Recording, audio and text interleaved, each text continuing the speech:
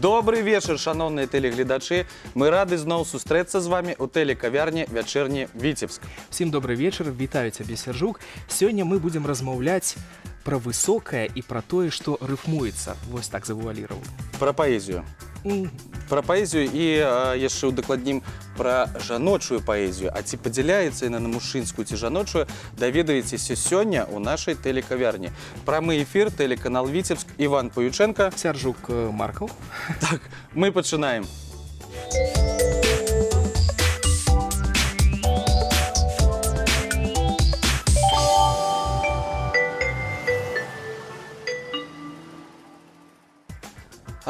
Яшчэ раз добрый вечер, шановныя сябры. Сёння у нашым эфіры жанчыны, багіні, як мы ўжо казалі перад пачаткам нашай праграмы. Гэта Ольга Івановна Русілка, кандыдат філалагічных навук, дацэнт кафедры літаратуры Віцебскага дзяржаўнага універсітэта імя Петра Мироновича Машэрава. І моя настаўніца беларускай мовы, так, беларускай мовы і літаратуры гімназіі нумар 7, але самае галоўнае, што яна паэт. Алена Ивановна Янько. Добрый вечер. И зараз давайте адразу вызначаться, все ж таки поэт ці поэтка, вось адрозненні вось гэтыя. Ольга Ивановна просто кажа про тое, что яна любит себе назвать поэтка, а Лена Ивановна кажа, что нельга так подзяляць ужо. Я не могу сказать, что я люблю себе называть поэткой, я люблю, калі мяне называюць. А як паэт ці паэтка, хто его знае, можа, это не так и важно, зрэшты. Я привыкла говорить поэтка сама, потому что мне здаецца, что адрозніваецца поэзия мужчынская и жаночая. Жаночая большим лиризмом, большей мягкостью, большей почуттёвостью, некими темами специфичными. Мужчынская более энергичная, более боевая, более, может быть, нават такая завострана-громадянская. Так что, ну, я по характеру своим поэтка. Алена Ивановна, вы згодны з такой думкай, з таким ставленнем? Жаночая, не жаночая поэзия. Главное, каб была это поэзия. Есть поэзия и не поэзия. Ну, для мяне важно, каб гэта было професійна, каб гэта было таленавіта, адметна, а не наадварот. Каб гэта кранала.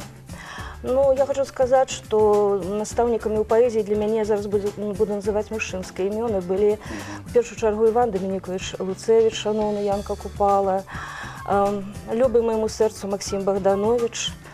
Я хотел бы споткаться с вами на улице, у тихую летнюю ночь испытать.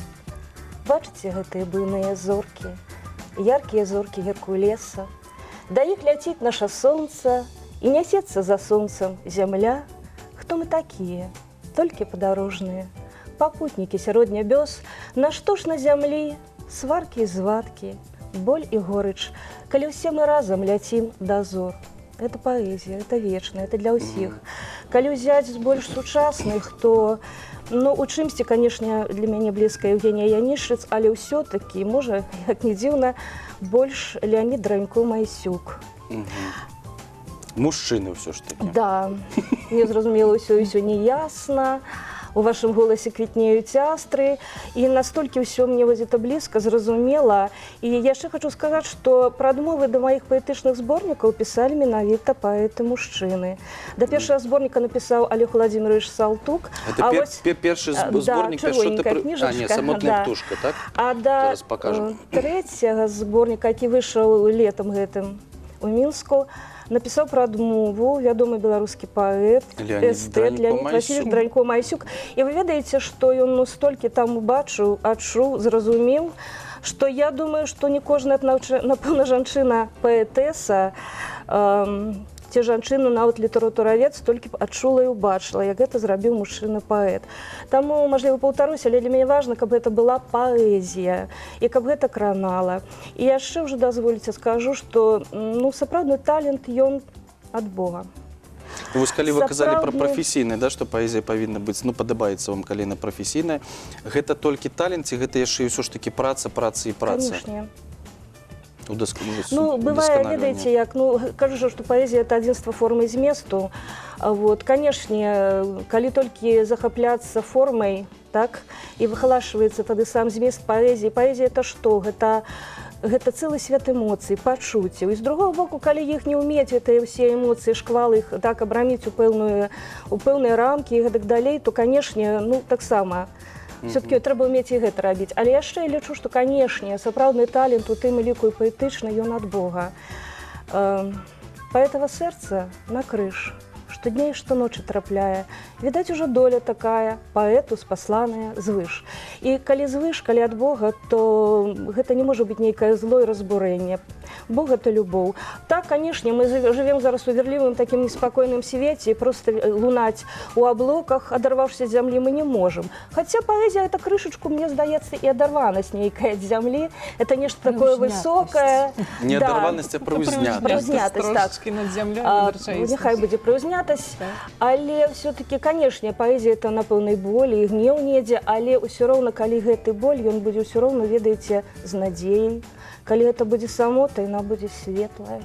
Вось Ольга Івановна казала, што у жанчын у асноўным, калі мы размаўлялі з вамі пра тэматыку, што нешчаснае каханне. Не, я такого не говорила. Ты Говорили. неуважливо слухаў.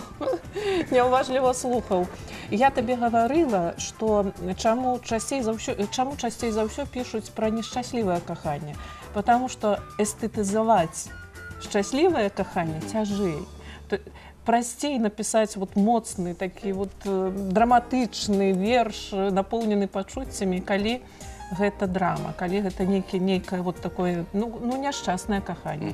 Эстэтыка шчаслівага кахання намнога цяжэйшая. Вось пра тое, што жанчыны пішуць заўсёды сэрцам, ведаюць усе. А для каго яны пішуць? Больш для іншых жанчын ці для мужчын? Як ты думаеш, Лена? От які, Іван, а? Для каго мы пішам, як ты думаеш? Ведаеце, я для мужчын ці жанчын, я, напрыклад, паэт, мне здаецца, піша, калі не можа маўчаць, не можа не пісаць. Чаму менавіта для мужчын і жанчын? Можа, ён нават і не задумваецца над гэтым. Напэўна, падказала яму душа, падказала сэрца, ён не можа не напісаць, на нешта адгукнуцца. А ўжо хто будзе чытаць, каму-то спадабаецца. Але ўсё роўна, каб мужчына там пачытаў нешта, думае, вось, хай пачытае ды падумае. Вось і чытаюць. І, дарэчы, вяртаючыся да размовы, паэзія, мне, напрыклад, вельмі імпануе, што той жа Леонід Васильевич Дранько-Масюк у сваёй прадмове піша паэт Алена Генько, і я лічу, знаеце, это пэўны прафесійны камплімент. Не ведаю, мне так падаецца. Я Алену слухала і падумала, што ў нас літаратурныя настаўнікі тыя самыя, і нават прыхільнасці літаратурныя вельмі блізкія. Я пра Леоніда Дранько-Масюка многа пісала ў свой час, як літаратуразнаўца, і ведаю, што яму спадабалася самому тое, што я пра яго пісала. У всякім разе мне тэлефанаваў і пра гэта гаварыў. Вось, это сапраўды, это эстэтыка высокая, і мне такая паэзія падабаецца, як і танк, як і... Каму Богданович не падабаецца, правда? Каму з беларусаў не падабаецца Богданович? Натуральна падабаецца. Дарэчы. І да маіх кніжак таксама пісалі прадмовы мужчыны. Так што ўсё такое блізкае, я б сказала, сапраўды. Дарэчы, свой самы першы верш я прысвяціла Максіму Богдановичу. Сапраўднаму мужчыне. Ольга Івановна, вось мы падчас нашай такой прыватнай размовы вы казалі, што жаночая паэзія падзяляецца вось на два тыпы, вельмі цікавае было. Ухапіў гэтую? Да, цікава было проста.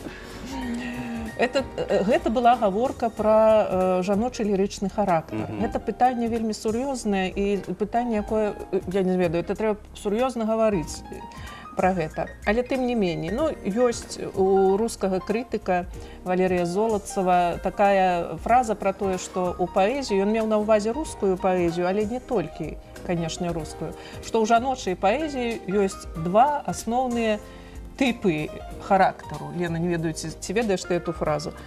Тип рукоделия, тут тяжко на белорусскую мову перекласти, это значит, тип рукоделия и тип истерии.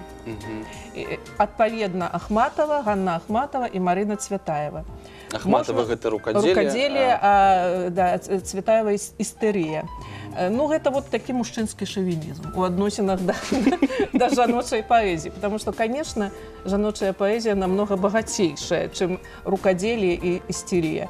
Хотя, конечно, нешта тут у гэтым ёсць. Я вот калі свае вершы перачытваю, дык бачу, где рукоделие, допустим. А дзе істэрыя? А істэрыі бачу нават калі істэрыя. Я як табе гаварыла, што ну, я ж літаратар і літаратуразнаўца і паэт адначасова. Поэтому я бачу, што на пачатку, і можа быць недзе так вот у сярэдзіне маёй творчасці, так, на пэўным перыядзе вот, жаночага майго лёсу, больш было істэрыі. Вось. А потым на змену адчуванню трагічнасці жыцця, трагічнасці кахання прыйшоў здаровы сарказм і іронія. Самаіронія. І гэта мне дапамагло ад этой істэрыі пазбавіцца спрэс. Зусім. Ну, я думаю, Іван паглядае так пагрозліва да, на нас, што трэба крыху перарвацца, у яго ёсць навіны цікавыя, ён не можа іх проста не агучыць. Не менш сур'ёзна зараз пагаварым пра тое, што пісалі ў інтэрнэце, што каментавалі. Першая навіна з Салігорску. Жыхары паўднёвага беларускага горада раней з усіх сустрэлі зіму. На днях на мясцовым хлебазаводзе адбыўся выпадковы выкід мукі. І ўвесь горад, вуліцы, тратуары, аўтамабілі апынуліся засыпанымі. Дзеці выбегалі на вуліцу з санкамі, дворнікі рынуліся пасыпаць дарогі пяском, увогуле нечаканае свята атрымалася. І ўсім стала цікава, а як так адбылося? І вось сёння ў інтэрнэце з'явілася відэа з камеры відэаназірання. Зараз вы зможаце пабачыць, вось за чаго Салігорск на некалькі дзён апынуўся у зіме. Можна толькі здагадвацца, якія радасныя эмоцыі перапаўняюць людзей на гэтых кадрах, бо такое свята замуцілі яны, сапраўды, самі таго не ведаючы. Іншая навіна. Новы ўладальнік з'явіўся ў былога віцебскага кінатэатра «Брыгантіна». З такім загалоўкам з'явіліся навіны на галоўных гарадскіх сайтах. Усё ж такі шмат гадоў беспаспяхова спрабавалі прадаць гэты будынак. Як піша сайт віцебскіх вестак, пераможца аўкцыёну ператворыць яго ў культурна-дзелавы цэнтр. Івана, ты наведваў гэты кінатэатр? Калі быў маленькі, мы глядзелі «Ералаш». А я хадзіў яшчэ на самы першы сеанс, які там адбыўся. У 88 годзе там быў мультфільм «Іка, отважный жеребёнок». Я заўсёды думаў, што ты маладзейчы. Наступная навіна. Яшчэ адна падзея, якую можна аднесці да разраду культурных. У Віцебску сёння праходзіў рэгіянальны адбор удзельнікаў песенных конкурсаў на славянскі базар у Віцебску. Па выніках адбору рашэннем журы было абрана па 5 удзельнікаў дарослага і дзіцячага конкурсу. Наступны тур пройдзе ўжо ў Мінску 20 сакавіка наступнага года. Ну і напрыканцы прапаную паглядзець усім на відэа, якое менш чым за адзін дзень сабрала рэкордную колькасць праглядаў у інтэрнэце. У Мінску дзяўчына адмовілася аплачваць праезд, кіроўца закрыла дзверы, кантралёры выклікалі міліцыю, не выпускалі дзяўчыну. У выніку прадпрымальная пасажырка з спакойным выглядам вырашыла пакінуць тралейбус праз фортку. Здымае ўсё, што адбываецца кіроўца тралейбуса, і, мяркуючы па закадравых каментарах, з падобнай сітуацыяй у сваёй практыцы яна сутыкнулася ўпершыню. Дзяўчыне удалося збегчы, але сумка засталася ў кантралёраў. І я думаю, калі твар дзяўчыны запомнілі не ўсе, то самая выразная частка яе цела мае ўсе шансы стаць сапраўднай зоркай інтэрнэта. Вось такія павучальныя навіны. Дзякую інтэрнэт-карыстальнікам за тое, што яны дзеляцца такімі цікавымі навінамі. Ну а зараз мы паглядзім афішу, даведаемся, што адбываецца ў нашым горадзе сёння, будзе адбывацца заўтра, потым павернемся ў студыю і працягнем нашу сур'ёзную рыфмовую размову.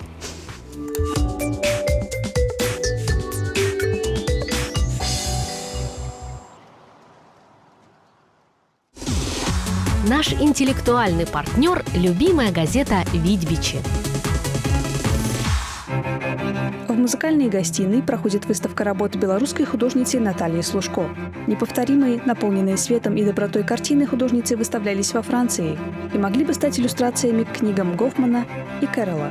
Но судьба распорядилась иначе.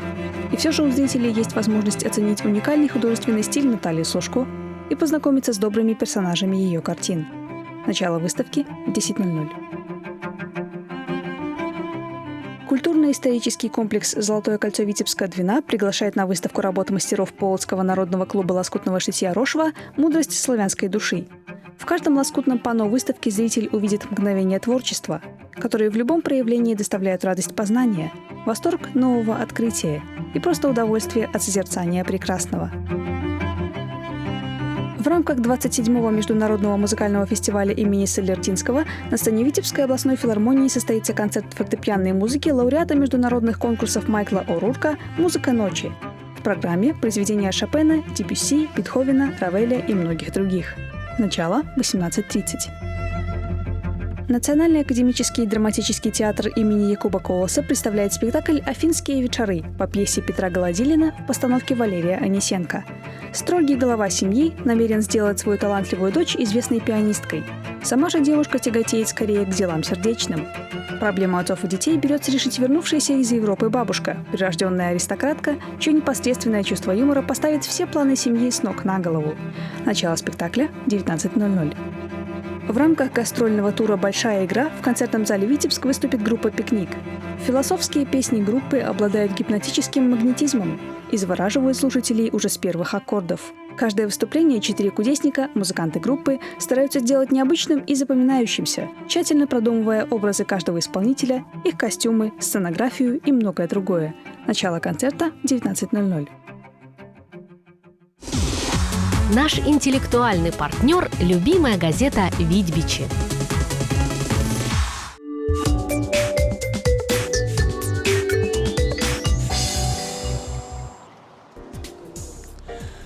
Вось такія навіны ў нашым горадзе. Шановнае спадарства, наведвайце, калі ласка, іх і пашырайце свой далягляд. А сёння у нас цудоўная магчымасць пазнаёміцца з гэтымі кніжкамі. Вось Вольга Івановна ўжо трымае сваю новую кніжку ў руках. Гэта «Сцежка, сцежачка, сцяжынка». Потым вернемся вось яшчэ адной, мы пакажам абавязкова гледачам. Гэта кніга выбраных вершаў. Сюды ўвайшлі многія з розных зборнікаў. Тут напрыклад, Ажына, Ажына, Вір. Вось, Ажына, напрыклад. Так, ну і Вір пакажы, калі ласка, потому што... Абавязкова, ўсё будзе. Вір, таму што Вольга Івановна Русілка, Вір, так ён называецца. А з гэтага зборніка я хацела б верш прачытаць, у якім відаць нейкая эвалюцыя жаночага характару, калі хочаце, і ўвогуле жаночы лёс, і вобраза лірычнага таксама. Сцежка, сцежачка, сцяжынка. Лёгкім подбегам дзяўчынка па табе бяжыць, знікае ў квеці невясёлай мая. Сцежка, сцежачка, узьмежак на кавалкі долю рэжа. Шлях няблізкі, шлях няроўны, стомы і трывогі поўны. Сцежка. Добрая ці злая, ці да пекла, ці да рая, на сляды не разбівайся, пакуль крочу не канчайся. Гэты верш даў назву этому зборніку «Сцежка, сцежачка, сцяжынка». Ну, вот такі вот лёс жаночы. Ад лёгкага адлятання, вось, і крылцамі такога махання, да, вельмі сур'ёзных роздумаў. Яшчэ што-небудзь, вот мы гаварылі пра тып істэрыі, вот якраз у мяне тут закладка ляжыць на адным. То бок гэта было у нас рукадзелле, а зараз істэрыя. Не, гэта, напэўна, сінтэз аднаго і другога, вот тое, што я чытала. Я гэты верш люблю, «Сцежка, сцежка, сцяжынка». А да гэтага стаўлюся, можа быць, трохі іранічна з пункту гледжання гадоў, якія прайшлі. «Тэлефонная размова» верш называецца. Ты мяне віншуеш са святам і жадаеш шчасця ў каханні. Я адзінай струной на пятай, я трывога і прадчування. Я нічога амаль не чую у суцэльным пагрозлівым гуле. Так віншуюць зусім чужую, не турбуючыся, ці пачуе. Ну вот, До речі, подобається, коли це було давно. нехто інший читає ваші вірші, чи все ж таки ви думаєте, що, скажімо, всі емоції, думки тільки ви зможете ось передати? У мене студенти вельми добре читають мої вірші, поэтому я нормально ставлюся, коли нехто читає мої вірші. А от у мами моєї є вірш, я, може, його на пам'ять не вспомню, але там так. 10-й раз ці перший поет читає вірші, а тяжко, монотонно, битые слови тонни, мояни у його легко.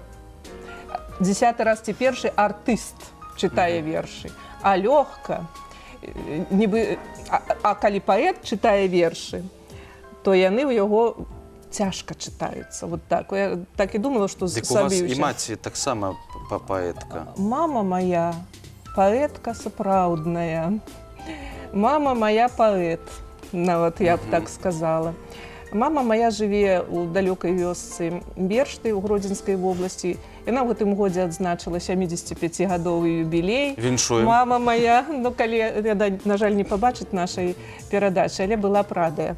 Так вот, мама моя мае кніжкі, мае зборнікі, яна прафесійны філолог, яна настаўніца беларускай мовы і літаратуры, з вялікім вопытам, з ордэнам, з усімі, так сказаць, рэгаліямі. Яна ўсё жыццё выкладала беларускую мову і літаратуры. Я вам адзін вельмі каротенькі верш яе прачытаю, каб вы зразумелі. Вот гэта для мяне ўзор жаночай лірыкі. Гэты верш называецца «Пра дзяцей». Апранаем іх цёпла, а трэба цяплей. Сустракаем іх цёпла, ды трэба цяплей. І праводзім іх цёпла, а трэба цяплей, каб хапіла цяпла ў запас. На ўвесь час, як не будзе нас. Вот перапоўненасць жаночага мацярынскага сэрца любоўю, пяшчотай, дабрынёй. Вот гэта жаночая паэзія. Вот это тая жаночая паэзія, пра якую хочацца гаварыць з вялікай літары. Вот гэта мама. І мама мяне вот вершы пісаць і навучыла. Як пісьменніца, як паэтка. Ёсць вершы і маме прысвечаныя, але зараз, напэўна, ты хочаш... Да, я хочу, калі мы ўжо ведаем, што у вас новая кніжка выйшла, так, і у Лены, я ведаю, што выйшла зусім недавно. Вось новы зборнік такі, я думала душой. Гэта зборнік інтымнай лірыкі, так?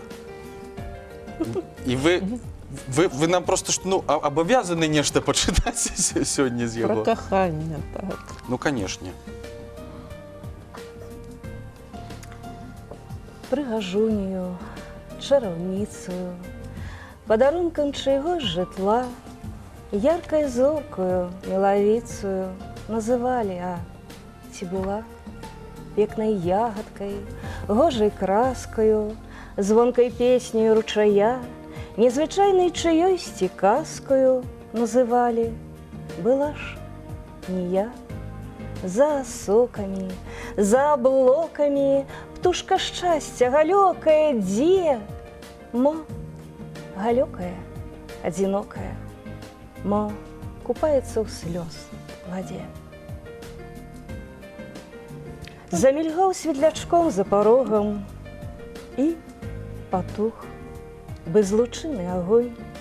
Дармавога бывае замнога, а каштоўнага на далонь. Цераз бераг круты пераскочыў, а пад стромай вада верыць.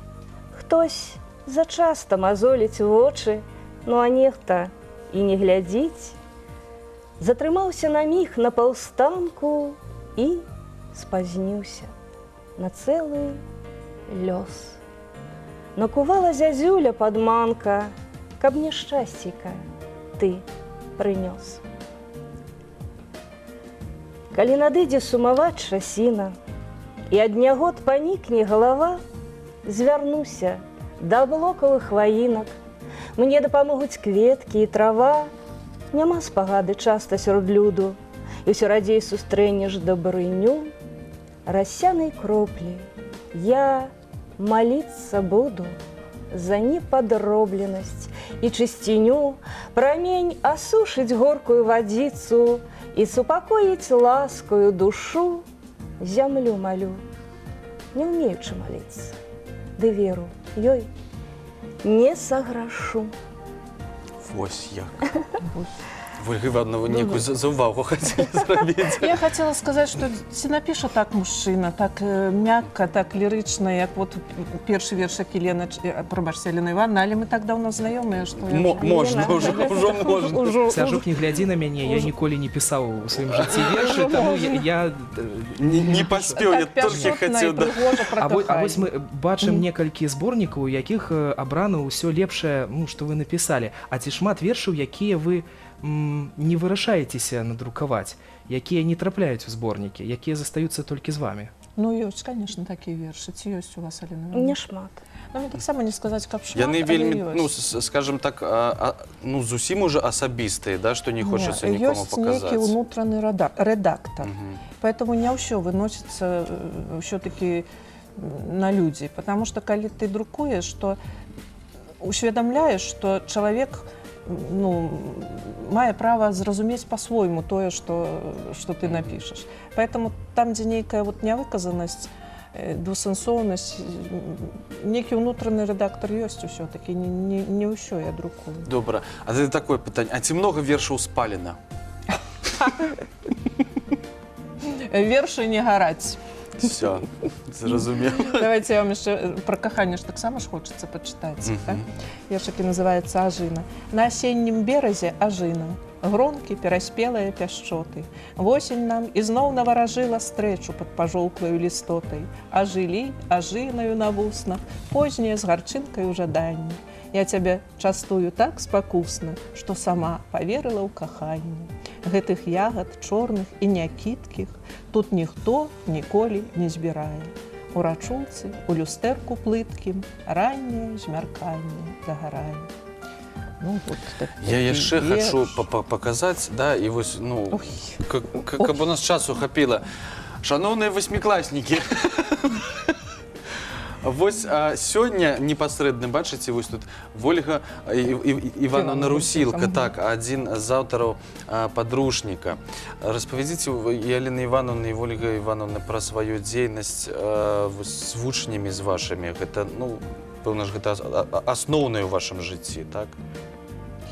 Ну, я пачынала як настаўнік і многа працавала, і потым пагадзінна нават працавала ўжо паралельна ва ўніверсітэце і у школе номер 25, а потым у іншых школах таксама. Зараз працую, у нас ёсць філіял кафедры літаратуры, ён у 4-й школе знаходзіцца горада Віцебска. Так што я са школай звязана, але неяк я не гатова была сёння гаварыць асабліва пра падручнік. Ну, закранулі, дык закранулі. Дарагія васьмікласнікі. Самі вінаваты. Да, дарагія васьмікласнікі. Тут яшчэ, акрамя падручніка, яшчэ ляжаць дапаможнікі для факультатываў. І гэты дапаможнік можа мне нават на сённяшні дзень і болей цікава, як ён у школе працуе. Гэты дапаможнік называецца «Незвычайнае літаратуразнаўства, вывучэнне твораў яго родавай жанравай спецыфіцы». І тут задача навучыць дзяцей літаратурнай творчасці. Не зрабіць з іх паэтаў, празаікаў, драматургаў, але паказаць ім глыбей тэхналогію літаратурнай творчасці, вось, і, магчыма, разбудзіць у некага сапраўды і творчыя здольнасці. То есть тут, вот у гэты, там просто падручнік, хаця і там ёсць творчыя заданні. А гэты вот факультатыў, ён на тое, каб дзеці паспрабавалі сябе ў літаратурнай творчасці. Раскрыць гэтае, так, сваё. Ну так, каб паспрабавалі і... Я прыадкрыю крыху, што вашыя студэнты будуць у нас, да, хутка праз некалькі хвілін. А я ведаю, што у Алены... Дачакацца не магу, калі яны паявяцца. Усё будзе. А у Алены Івановны ёсць чым ганарыцца таксама. Я хачу, каб вы прачыталі верш вось гэтага хлопчыка, калі... Перад гэтым я крышку скажу, што у мяне не толькі 8-е класы ў тым годзе, ёсць другія, але ў тым ліку і 8-е. І я вельмі удзячна, дарэчы, аўтарам гэтага падручніка і, ну, напрыклад, навучанне выхавання творчасцю Міхася Арсеновича Лазурука, это моя настольная кніга, я этим і займаюся на кожным уроку навучаннем і выхаваннем творчасцю, это мне блізка. На жаль, нема Лазурука. Да, і я хочу сказаць, што, напрыклад, вось раздзел паэзія, мне вельмі падабаецца, што там не проста лепшыя творы змешаны, а лепшыя з лепшых. Сапраўды. То есть наши дзеці, вось восьмикласнікі, знаёмяцца з, ну, скажем, з найлепшымі творамі, якія ёсць у беларускай літаратуры. Яшчэ мне падабаецца тое, што у тых пытаннях, напрыклад, якія пасля вершаў ідуць, там не проста пытанне да вучня, там ідзе пэўная інфармацыя, і што это быў за час, і, так сказаць, і хто там аўтар музыкі, бо многія пакладзены на музыку і гучаць як песні. І сёння, дарэчы, ўжо не праблематычна. На кожным уроку сёння можна паслухаць гэтую песню, параўнаць. Далей там даюцца такія творчыя заданні, ну, напрыклад, закончыць паэтычны радок, там нешта яшчэ. Ну, безумоўна, і сам настаўнік многае прыносіць, асабліва калі ён творча працуючы. Класічныя формы паэзіі падаюцца. Я хочу сказаць, што, канешне, як творчы чалавек, мне это ўсё блізка, зразумела. Ну, напэўна, мала навучыць рыфмаваць, безумоўна. Ўсё-такі нейкая іскрынка Божая павінна быць. Канешне. І калі гэта іскрынка праблісквае, як жа это дорага і прыемна. Вот. Ёсць, я, конечно, все збіраю. Мы все это широко пропагандуем у нашай гімназіі. Вось. Тут ёсць прыклады тых жа трыялетаў, тых жа актаў, байкі, гумарэскі, рубаі мы пішем, вершы цудоўныя. Вот, дарэчы, я хочу сказаць, што мне вельмі прыемна, што ў маім першым зборніку, які выйшаў у 1999 годзе, затым мяне з ім прынялі ў саюз творчых пісьменнікаў. Ну, была мажлівасць такая, мы змясцілі верш, прысвечаны мне, маёй вучаніцай. І я памятаю, калі мяне прымалі ў саюз, то вядомы паэт і мастак Сергей Давідович падпісаў сваю кнігу, каб я перадала вот этой дзяўчынцы Кавалёвай радком з верша прысвечана мне. І, здаецца, паветра ёй шэпча, пішы. Ну, сегодня, конечно, крышку іншая перадача, але дазвольце вот за апошняе сказаць дыплом. Да, дыплом зачитаем, і нам трэба сюжет тоже показать. 26.11.2015 года до 85-годдзя з дня нараджэння Караткевіча, мой вучань 8 Б класа гімназіі 7 Ягор Дабатоўкін з'яўляецца пераможцам у пэўнай узроставай групе. І вы ведаеце, ну, мне прыемна, што тут сапраўды паэзія. Вот мы сёння гаворым, ну, сапраўды бывае вершаў много, а паэзія не ва ўсіх ёсць. Правда, Ольга? Вы дазволіце? Да, давайте вершик почитаем. Ну, калі раптам ён не бачыць, вялікае прывітанне. Зіма. У золкім небе стынуць хмары, не маюць сілы слёзы ліць, люляюць, песцяць мрой мары з зямлёй, што белы снежань сніць. У цішы дроме далі млеюць, рака пад лёдам залягла, вятры завеі коўдру стелюць у тых абшарах, дзе імгла. Надзела шапкі елкам сонным, прыбрала поле, луг, лясы, ідзе на працу крокам вольным зіма і светла ад красы. Цудоўна, але зараз у нас, давайте спачатку паглядзім сюжет пра паэзію, дарэчы, а потым зноў вернемся ў нашу студыю і пазнаёмся яшчэ з новымі гасцямі. Конкурс только трэба было назваць.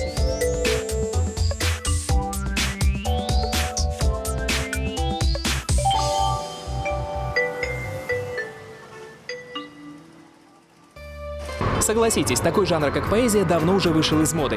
Кто-то увлекается стендапом, а кто-то по старинке играет в КВН. Молодые участники арт-группы, о которых дальше пойдет речь, не просто пишут стихи, но и устраивают поэтические вечера и даже собирают залы по всей республике. Перед нами современные молодые поэты. В своей тусовке чувствуют себя свободно и раскованно. Все до единого творческие, гениальные и не похожие на других. По такому принципу они и объединились в арт-группу «Химера». «Химера» из античной культуры состоит из разных органов, скажем так, которые не подходят, в принципе, друг к другу, но при этом вместе хорошо координируются и действуют. Когда организаторы набрали 8 поэтов и нескольких музыкантов, то все оказались совершенно разными, со своим характером и внутренним стержнем. Своей главной задачей считают возрождение поэзии хотя бы до уровня музыки. Поэзия, она должна идти в самое сердце, а музыка, она идет в тело, придает ритм. И, похоже, им это неплохо удается. В любом городе у них точно найдется свой зритель. Надо открывать для себя что-то новое, это же гораздо интереснее. Просто любое живое явление, оно будет в себе какие-то другие чувства. Все-таки поэтический вечер создает непередаваемую глубокую и даже философскую атмосферу. Но в обычной жизни никто из этих ребят не будет говорить стихами и отвечать на вопросы в рифму. Мне кажется, что если ты придешь в какое-нибудь, не знаю, просто заведение, кафе, бар, неважно, начнешь ради какого-то шика, не знаю, там читать стихами, но это будет восприниматься как некое клоунадство, то есть это несерьезно, на мой взгляд. Так может в этом и беда поэзии, в том, что она всегда серьезна. А еще участники арт-группы мне рассказали, что существует стереотип. Оказывается, поэзия делится на мужскую и женскую. Мужчина может писать о войне и деньгах, а женщины могут писать только одним местом – сердцем. Если ты делаешь что-то наряду с мужчинами, ты должен это делать в 2 раза жестче, в 3 раза жестче и агрессивнее, чтобы, по крайней мере, поставить себя на один ряд с ним. И в этой нелегкой битве редко кто-то добивается успеха, ведь чтобы стать хорошим поэтом, нужно много над собой работать. Нужно не зазнаваться и писать оригинально. Ну и не забывать самое главное. Хороший – это не значит популярный. Хороший – это значит такой, что не стыдно маме прочитать.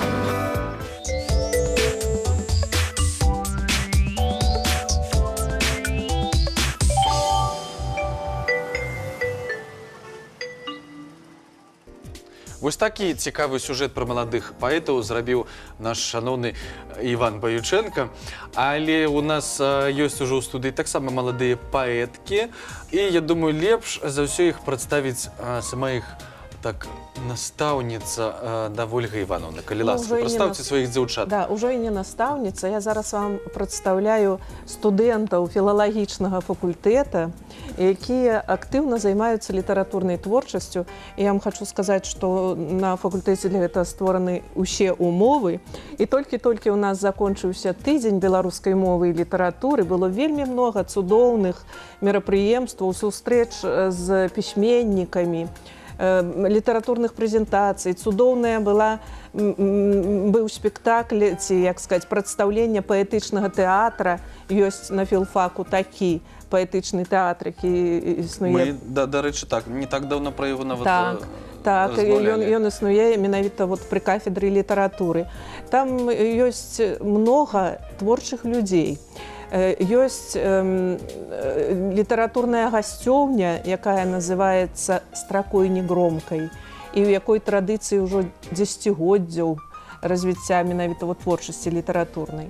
А гэта дзяўчаты прыйшлі, это одно крыло гэтай паэтычнай гасцёўні, потому что там ёсць дзяўчаты, якія яшчэ ў мінулым годзе займаліся у гуртку, які называецца «Тэорыя і практыка літаратурнай творчасці», і спрабавалі спалучыць уласную творчасць і навуковую дзейнасць, навуковую працу. Таня Васильева, якая... Представьте же нам. Я ж ужо ж і представляю. Таня Васильева, якая сядзіць з мікрафонам, і я так разумею, нікому яго... Таня Васильева, тому что адразу мне прызналася, сказала, я староста гэтага гуртка. Все, мікрафон павінен быць у мяне. Яна пяцікурсніца, яна 5 гадоў староста гэтага гуртка, і можа вам лепш расказаць, чым мы там займаемся. Вось. Толькі тыдзень беларускай мовы і літаратуры прайшоў, ён традыцыйны у нас, он кожны год у нас адбываецца, і там вельмі много цікавых мерапрыемстваў. Толькі што караткевічаўскія мерапрыемствы закончыліся. Прайшоў тыдзень, і у межах караткевічаўскага юбілею 85-годдзя, святкавання 85-годдзя Караткевіча,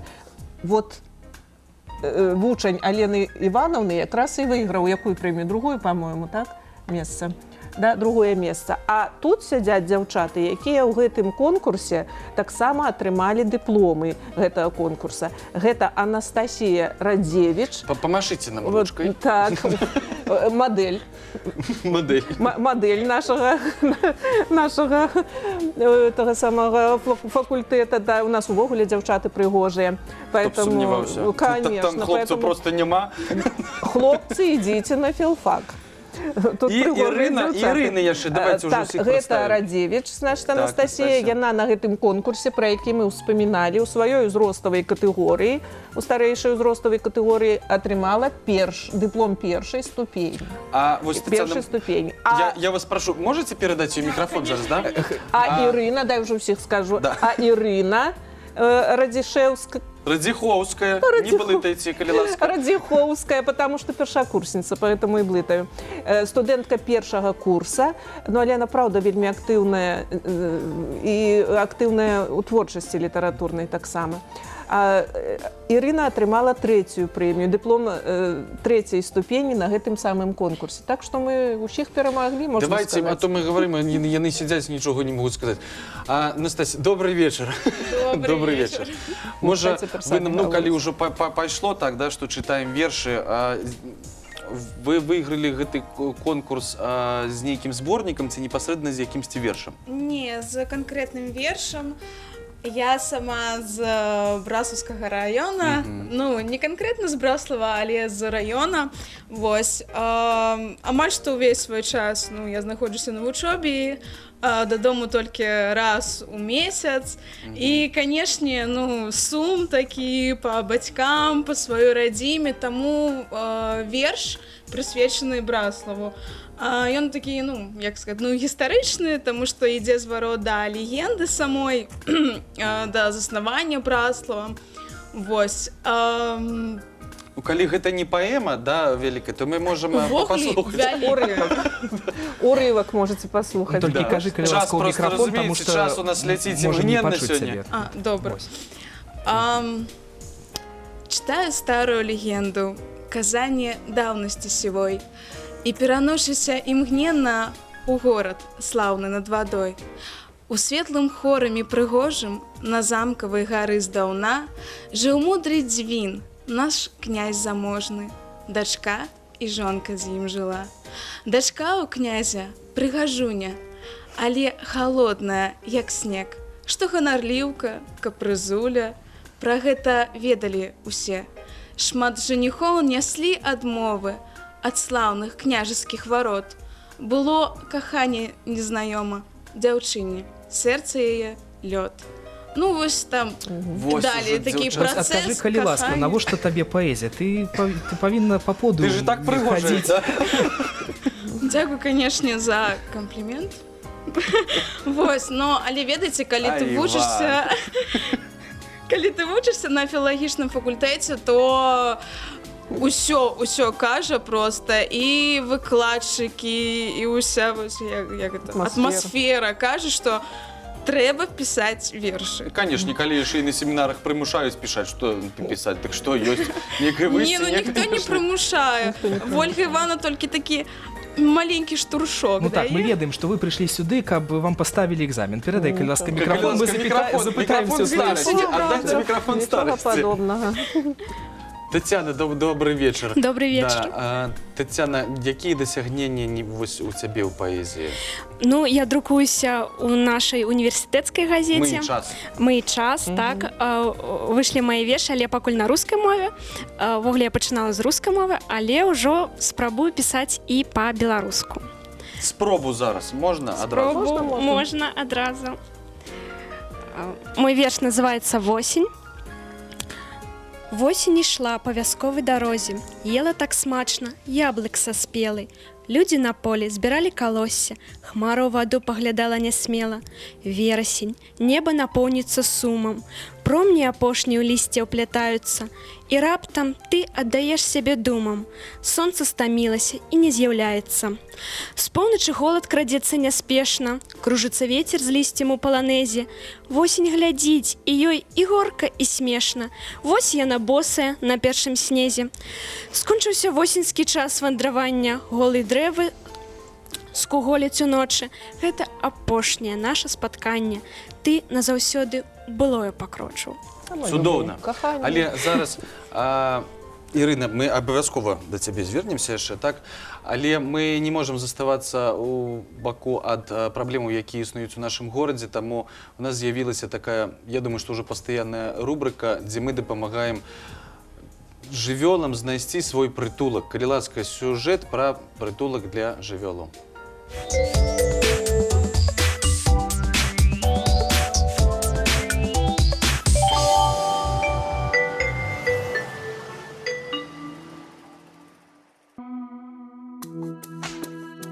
что дети малые беззаботно резвятся, играют, суетятся, всюду тыкаются носиками, ведь вокруг столько интересного, нового, на вкус и запах.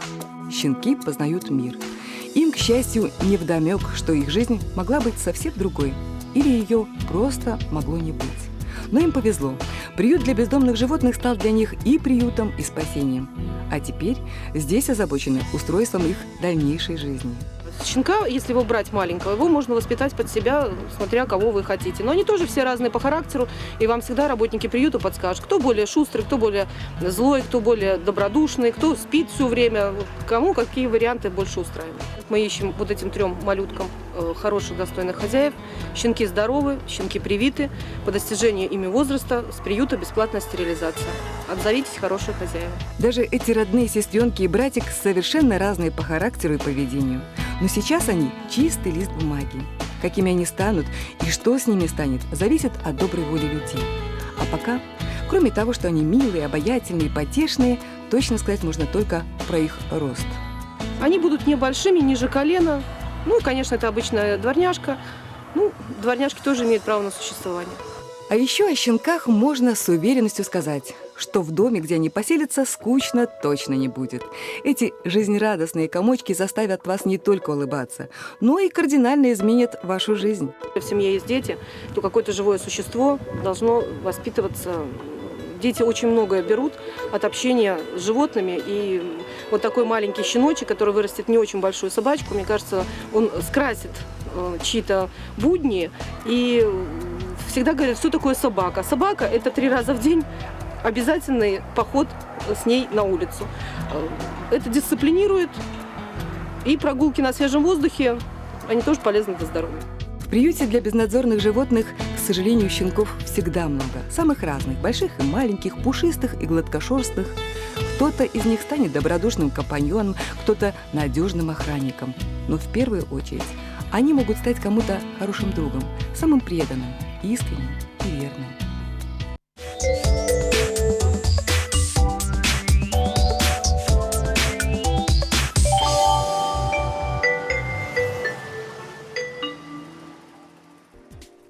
Калі ласка, шановныя сябры, калі у вас ёсць магчымасць, абавязкова дапамагайце нашым братам меншым. Але мы зноў-такі звяртаемся да людзей, цудоўных людзей.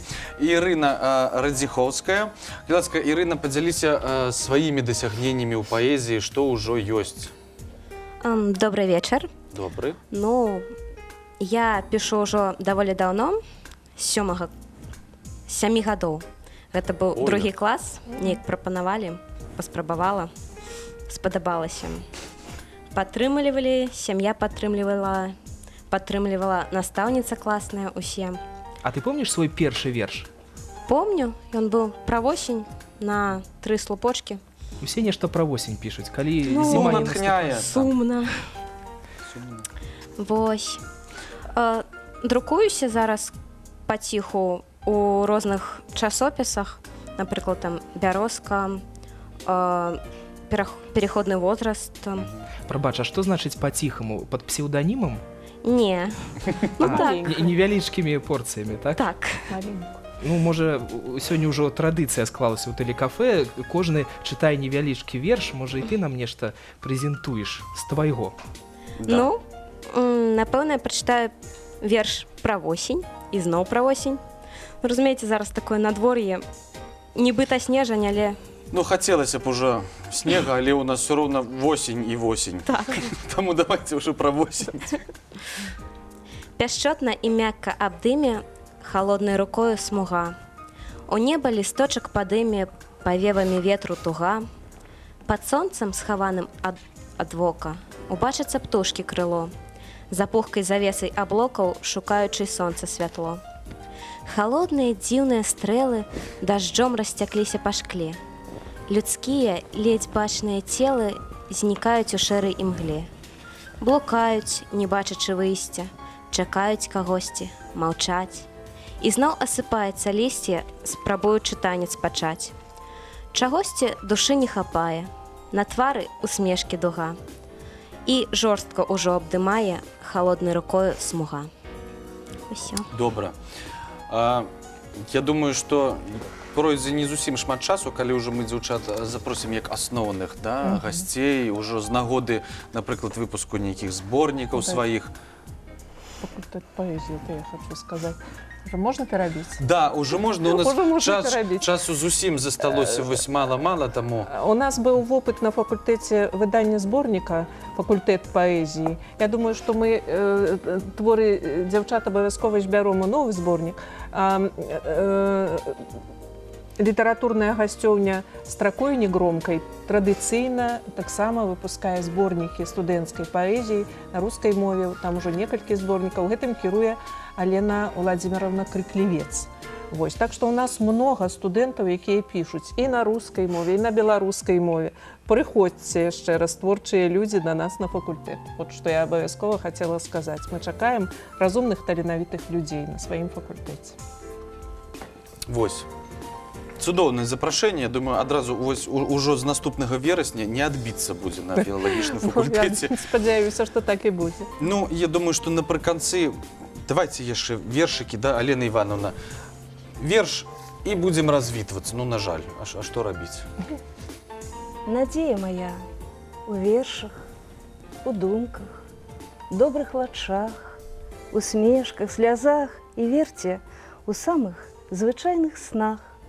У промнях, дажджынках, росах, у звоне капежных адліх, у сэрцы вашым дзівосным, у мроях і у нас саміх. Выдатна.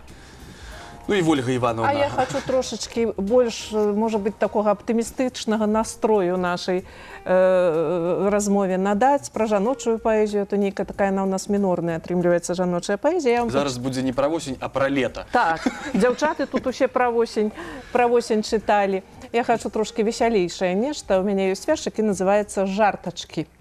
Ах, каханне, аханне, ад уздыхаў млосна, прывіднымі страхамі тлуміш сон дзівосны. Ой, нашніла, высніла, аж сабе не веру. Дзе падман, дзе ісціна, дзе сцяна, дзе дзверы? Ці не на бяду маю б'ецца сэрца ў клетцы? Пастаю, падумаю, земля трус у сэрцы. Вось пляла дароженьку, што не крок, то бокам. Дарагі, хорошенькі, выбачай, і з Богом. Вось, наконец, нашей размовы. Дякую вялікі. Ну, хочется что пожадаць? Конечно ж, новых зборнікаў, так, але ж і добрых вучняў, якім вы можете перадаць свой талент, да? Кагосьці вось гэтую скрынку, як казала Алена Івановна, так, каб запаліць яшчэ у сваіх вучнях таксама, і каб яно цягнулася і надалей все жыло і жыло і жыло. Студэнтах, потому что это студэнты, конечно. Ну, гэта ж вучні, я маю на увазе так і студэнты, і вучні. Таму поспехаў творчых і асабістых, і ўсяго добрага. А зараз, ну, мы, дзяўчаты, вам, вось калі новыя зборнікі, першыя зборнікі вашы выйдуць, запрашаем адразу вас. Тэлефануйце і кажыце, што все, зборнік выйшаў і прыходзьце, мы вас будзем сустракаць. Факультэцкі зборнік выйдзе, то запрашаем, запросіце абавязкова. Добра. І тых, хто піша на рускай мове, і тых, хто піша па-беларуску, і тых, хто удзельнічае. Паэтычны батл зробім. Добра. Але зараз мы ўжо вымушаны звяртацца да нашага развясёлага чалавека Александра Карынмана з яго цудоўнай рубрыкай «Патрап у тэлек».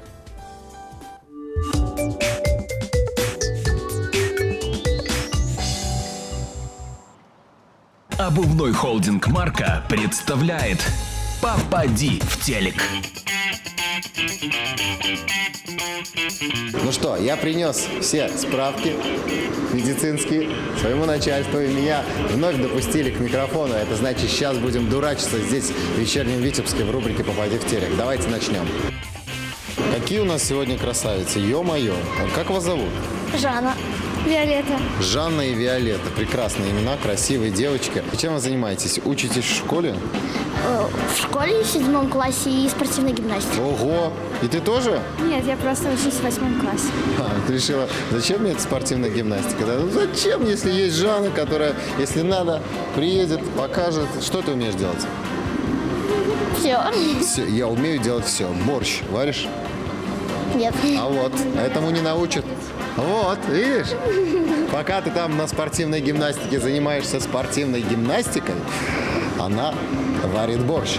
Девчонки, вы еще учитесь в 8 классе, да? Ты в 7, она в 8. Что дальше? Вот что дальше делать?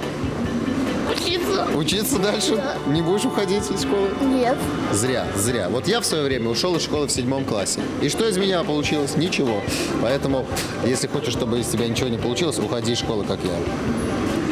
Ладно, я шучу, я тебя запутал. Что делать? Что он говорит? Что он советует мне? Виолет, ну а ты как считаешь? Нужно уходить из школы в 8 классе? В 9? Нет. В 10? Нет. В 12? 11. Я пропустил 11. Ладно, девчонки, сегодня вы попадаете в телек, передайте привет всем своим друзьям. У тебя есть друзья? Да. Сколько? 5, 6, 7? Сколько человек? Много. Много? Большая компания. У вас целая большая... Вы часто бываете в больших компаниях? Нет. У нас Что? одна компания, туда добавляются... Там бандиты есть какие-нибудь бандиты? Нет. Вот Лёшка бандит прям. Есть такие там? Лёшка есть. Лёшка есть. 2. А бандитов нет. 2 Лёшки и ни одного бандита. Такого не бывает. Твоя задача вот отсюда попасть вот этим мячом вот в это кольцо. Молодец, с первой попытки. Я тебя поздравляю. Ты попал. Так. И вот чтобы она ходила.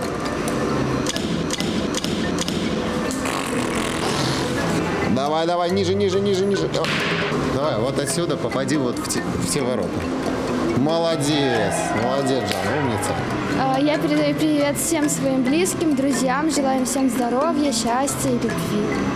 Молодец, и ты. Я тоже передаю всем привет друзьям, близким и надеюсь... Они меня увидят. Да. Относительно молодой человек, в такой веселой шапке, растаманской практически. Но он скрывает свое причастие к растаманам, потому что здесь зелененькое, а все остальное серое. Вот желтенькое и красненькое. Ну, расскажи, как тебя зовут? Ваня. А еще как? Иван. А еще как? Ванек. А еще? Бурик. Бурик. А почему бурик? Ты буришь лунки на зимней рыбалке? Я привожу бурю. А, бурю? Ясно. Ну, меня зовут Саша, очень приятно. Слушай, Бурик, чем занимаешься? Я работаю. Правильно делаешь. Вот, друзья мои, если вы еще не знаете, чем себя занять, работайте. Это приносит деньги и усталость. Что еще нужно человеку? Усталость и деньги, правильно? И любовь. Но любовь работу не приносит. К сожалению, она наоборот как-то отталкивает, мне кажется, или нет? Можно заработать на любовь. Часто ли вы зарабатываете на любовь? Любовь. Сегодня вы можете попасть в телек, передать привет всем своим... всем своим всем, да. Можно кого-то поздравить, всех. Вот. Можно не поздравлять всех своих всех. Короче, все, что захочешь, спеть, станцевать, прочитать рэп. Да! Сейчас позавидовали все белорусские футболисты тому, как ты попал. Давай. Ребят, с наступающим Новым годом вас. Счастья, здоровья, любви вам. Вот найдите свою вторую половинку, чтобы вам вот дарила она дома вкусный борщ. Дарила? Да. А если вы девушка, чтобы он вам дарил цветы, и чтобы вы друг другу дарили маленьких карапузиков. Вот. С Новым годом, с наступающим.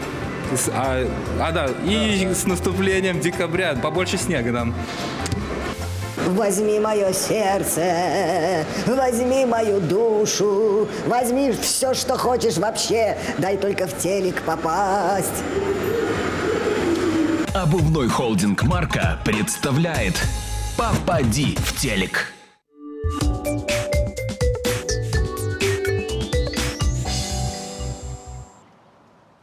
Пасля сённяшняга эфіру хочацца сказаць, што калі ты шукаеш нейкі падарунак, напішы верш, і гэта будзе лепшым падарункам. Канешне. Як заўжды, зычым нашым тэлегледачам шчасця, здароўя, кахання, а для вас з музычным падарункам, з музычным, незвершаваным, і таксама, можа, і звершаваным падарункам, салістка узорнага вакальнага калектыву Лада Настасья Дорожкіна. Пабачымся заўтра, пакуль.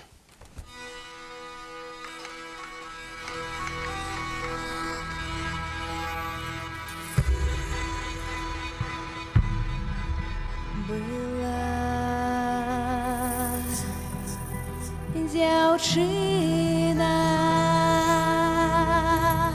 стала зязюля. Ой, ляці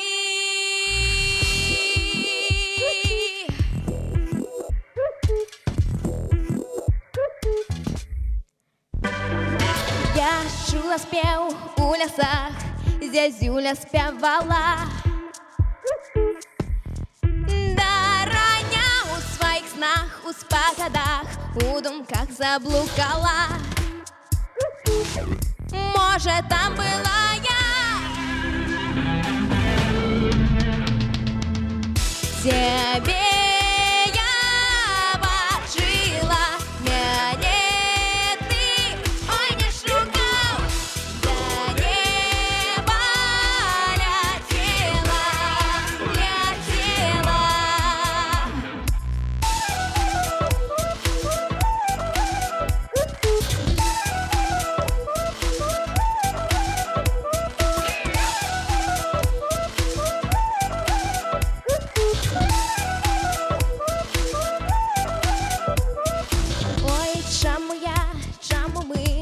чаму досі не разом? Але я тебе шукаю і спяваю, і знову тікаю. Гэта песня моя, гэта я. Тебе я бачила, мяне ты, ой, не шукаў, да не.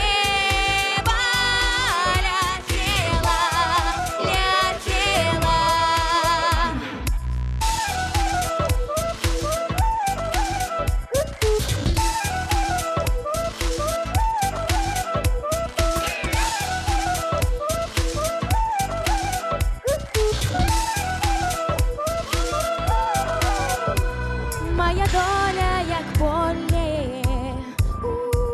де вірують вятри. Назавжди я твоя, да мяне ляці ты, толькі б не гаслі пагні. Тебе